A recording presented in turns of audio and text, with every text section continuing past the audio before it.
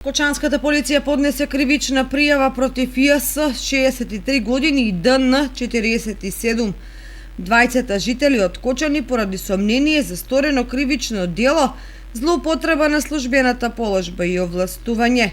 Правопријавениот 63 годишник како советник во објект во Кочани во Оделението за административни и заеднички работи при МВР и второпријавениот 47 годишник како виш референт во објектот, искористувајќи својата службена положба, ги пречекориле границите на своето овластување на тој начин што во периодот од 2019 до 2021 постапувајќи противзаконски без проведена постапка за јавна набавка и без да склучат договор, во 409 наврати извршиле набавка на храна и пијалаци за потребите на објектот од 7 фаворизирани оператори.